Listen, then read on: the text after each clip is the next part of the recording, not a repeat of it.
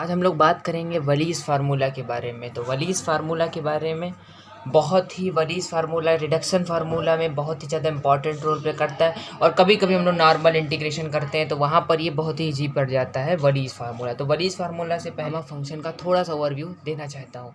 तो बीटा और gamma function आपने पढ़ा होगा, तो उसमें आपको पता होगा कि वैल्यूज़ क्या होती हैं। 1/2 गामा 1/2 की वैल्यू होती है √पाई, ये आपको पता होना चाहिए। और गामा n+1 की वैल्यू होती है n गामा n। बस इन दो एक्सप्रेशन से आपको वलीज़ फार्मूला सॉल्व हो जाएंगे, वलीज़ फार्मूला से लगने वाले क्वेश्चन। तो एक सेकंड, ये आपको दिख रहा है? ठीक है, बहुत अच्छी। अब हम लोग चलिए स्टार्ट करते हैं वलीज़ फार्मूला का एक्सप्रेशन से। तो मैं इसको इरेज कर लेता हूँ। तो सबसे पहला फार्मूला हमारे पास ये है कि 0 to π/2 साइन की पावर nx। n यहाँ पर कुछ भी हो सकता है आपका क्वेश्चन में, 2 3 4 5 6 7 8 एनीथिंग, ठीक है। तो साइन की पावर nx या फिर इंटीग्रल 0 to π/2 कॉस की पावर nx। ध्यान देने वाली यहाँ पर ये बात ये है कि यहाँ पर हमेशा लिमिट में ध्यान देने वाली बात है कि हमेशा लिमिट 0 से π/2 होनी चाहिए, तभी आप वलीज़ फार्मूला को अप्लाई कर सकते हैं। तो क्या होता है वलीज़ फार्मूला, इन दोनों के लिए सेम होता है। गामा n+1/2, फिर होता है गामा 1/2 और होल अपॉन गामा n+2/2। तो सिंपली आपको क्या करना होगा, सिर्फ n की वैल्यू को यहाँ पर रख देना होगा। फिर मैंने जैसा कि बताया आपको बीटा और गामा फंक्शन थोड़ा सा आपको पता होना चाहिए, जितना मैंने अभी वीडियो की स्टार्टिंग में बताया। आप सॉल्व करते जाएंगे, आपका आंसर आ जाएगा। तो अब एक और फार्मूला की तरफ बढ़ते हैं, वलीज़ फार्मूला का ही फार्मूला है, उसमें देखते हैं। तो हाँ फ्रेंड्स, एक मिस्टेक हो गई थी यहाँ पर, मैंने ध्यान नहीं दिया। यहाँ पर इस फार्मूला में बस आपको यहाँ पर 2 से मल्टीप्लाई भी होगा, अपॉन में 2 गामा n+2/2 होगा। ये पूरा फार्मूला होगा जो आप लगाएंगे, ठीक है। सिर्फ 2 की मैं 2 लिखना भूल गया था। तो चलिए अब नेक्स्ट फार्मूला की तरफ बढ़ते हैं। वलीज़ फार्मूला का ही नेक्स्ट फार्मूला है। तो हाँ, एक और हमें अगर आपके सामने क्वेश्चन में इस तरह के कुछ दिया हुआ हो कि 0 to π/2 साइन की पावर m और n, यहाँ पर क्या है, यहाँ पर कोई भी m और n वैल्यू हो सकती है। हो सकता है आपका दिया हुआ question 0 to π/2 sine square x cos की पावर 8x, या साइन की पावर मतलब कुछ भी हो सकती है m की वैल्यू और n की वैल्यू। तो यहाँ पर ऐसे टाइप के क्वेश्चन आपको मिले तो इसमें डायरेक्ट वलीज़ फार्मूला का यूज़ करिएगा। क्या होता है Wallis formula, gamma m+1/2 gamma n+1/2 upon 2 gamma m+n+2/2। ये वलीज़ फार्मूला होता है इस टाइप के एक्सप्रेशंस के लिए।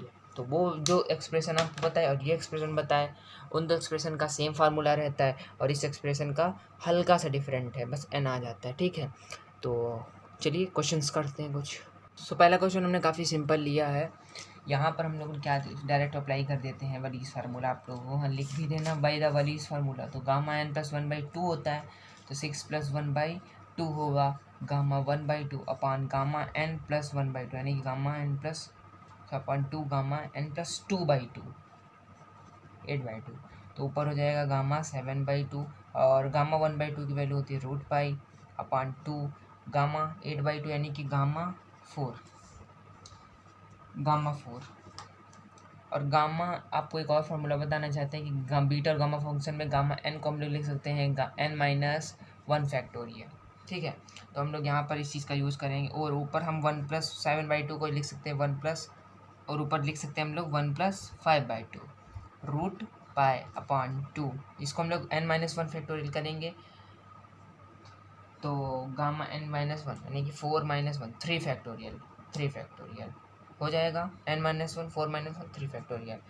अब हम यहाँ सॉल्व करते हैं इसको, तो हो जाएगा ऊपर गामा n+1 होता है n गामा n, यानी कि 5/2 गामा 5/2 √पाई रहेगा अपॉन 2 3 फैक्टोरियल, यानी कि हम इसको लिख सकते हैं 2 × 3 × 2।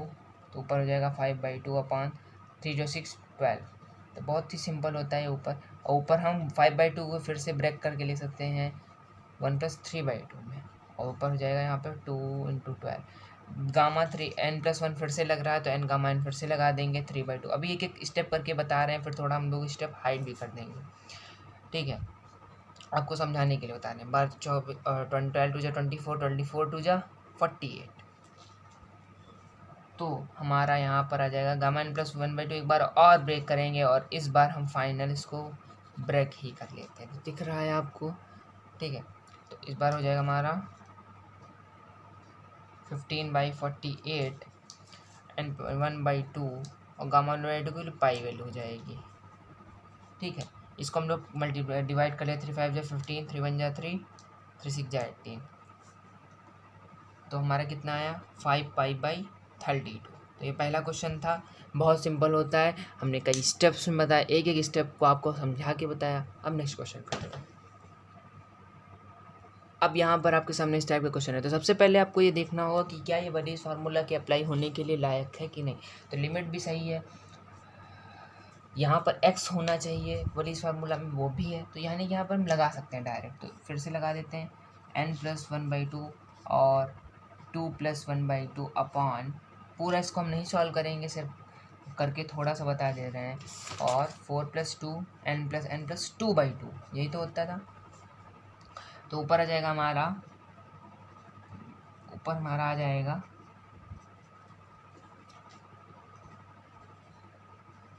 गामा 5/2, ऊपर आ जाएगा गामा पर और 3/2 हो जाएगा, ठीक है।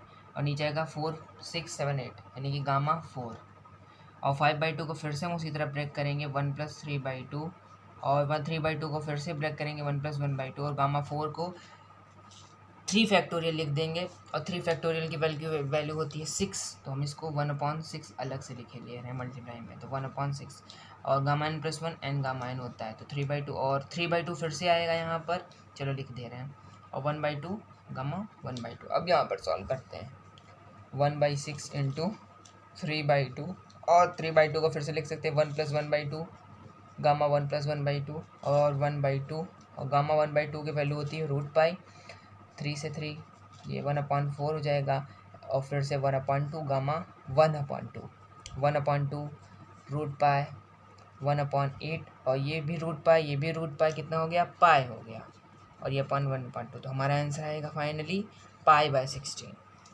तो इसमें मैम ने आपको फिर से पूरा करके बता दिया। अब आज लास्ट फीड क्वेश्चन लेते हैं इसका, फिर निकल। देखिए वलीज फार्मूला का यूज़ करके हम कितना ईजी कर सकते हैं। जैसे आपके सामने क्वेश्चन आ जाए तो आपके दिमाग में, अगर आपको वलीज फार्मूला नहीं पता तो आप समझ नहीं पाएंगे इसको कैसे करेंगे इंटीग्रेट। अब चलिए वलीज फार्मूला लगाते हैं, लेकिन एक सेकंड रुकिए ज़रा। वलीज फार्मूला में लिमिट होती है 0 to π/2, यहाँ पर है 0 to π/6। वलीज फार्मूला में यहाँ पर x होता था, x की चलो थीटा हो जाए कोई दिक्कत नहीं, थीटा फाई मतलब सिर्फ 1 डिग्री का ही टर्म होता था, 3 फाई नहीं होता था, मतलब सिर्फ अकेला होता। अगर यहाँ पे 5 होता तो हमारा सब सही था, यहाँ पे भी 5 होना चाहिए था, यहाँ पे 3 5, यहाँ पर 6 5। तो हम लोग क्या करेंगे, इसको वलीज फार्मूला में कन्वर्ट करेंगे। तो इसके लिए हम लोग क्या करेंगे, इसके लिए हम लोग 3 5 को लेते हैं, 3 5 को हम लोग क्या पुट करेंगे, टी पुट कर लेते हैं। अभी देखना इजी पड़ जाएगा। तो हो जाएगा 3d∅dt, तो d∅ की वैल्यू आई dt/3। अब यहाँ पे आपको ये भी भूलना नहीं चाहिए कि लिमिट भी बदल जाएगी। तो लिमिट कितनी हो जाएगी, 0 यहाँ पे पुट करोगे तो टी, अब वैल्यू कितनी आएगी, 0 ही आएगी, और π/6 करोगे तो 3 से 6 कट जाएगा, π/2 आएगी। तो लिमिट भी हमारी वलीज फार्मूला के अकॉर्डिंग बन गई है। और ये dt/3 को हम बाहर ले लेते हैं क्योंकि कॉन्स्टेंट टर्म है। cos की पावर 4, 3 5 को क्या माना था, t माना था, साइन क्यूब। अब हम 3 6 5 लिखा है तो इसको 2 × 3 5 लिख सकते हैं कि नहीं लिख सकते हैं, बिल्कुल लिख सकते हैं। तो यहाँ पर लिख सकते हैं 0 to π/2 cos to the power 4t sin cube 2t dt। अभी भी यहाँ पर हमारा 2t बन रहा है, तो इसको हम लोग फिर से ब्रेक करेंगे। अब हम लोग क्या करेंगे, यहाँ पर कर सकते हैं, तो हम लोग क्या करते हैं, यहाँ पर साइन क्यूब 2t को हम लोग इस तरह लिख सकते हैं कि नहीं लिख सकते हैं,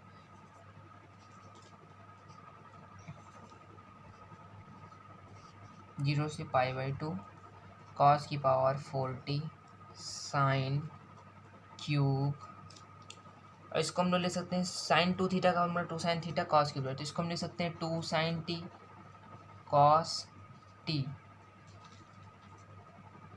इसको काट देना, ठीक, 2 साइन t कॉस t का क्यूब dt।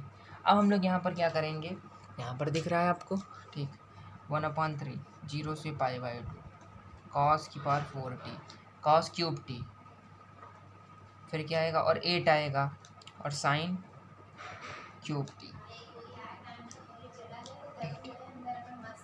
1/3 0 to π/2 कॉस की पावर 40, यहाँ पे हो जाएगा कॉस की पावर 70 और साइन क्यूब टी। अब आपका ये पूरा एक्सप्रेशन तैयार है वलीस फार्मूला में लगने के लिए, तो इसको मैं पूरा नहीं बताने वाला हूँ, ज़्यादा नहीं बताएंगे, ठीक है। सिर्फ वलीस फार्मूला में वैल्यूज पुट करे दे रहे हैं।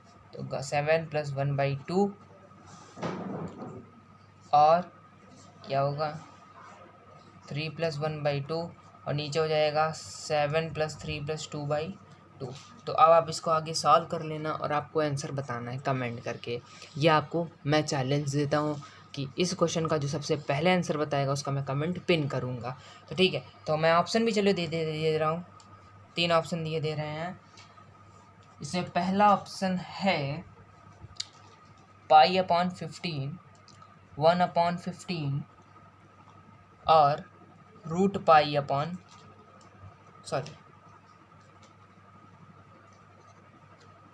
एक सेकंड, 2π/15 और डी है नन ऑफ द एबव भी हो सकता है। ठीक है, आप लोग क्या करते हैं कि none of the above option, मतलब ये तो ऐसे दे दिया गया, ऐसा नहीं, नन ऑफ द एबव भी हो सकता है। अब ये भी ज़रूरी नहीं कि इस क्वेश्चन में नन ऑफ द एबव ही हो, ठीक है, तो इनमें कोई ऑप्शन भी हो सकता है। तो आप लोग कमेंट जरूर करिएगा, कमेंट करते हैं तो हमें अच्छा लगता है। तो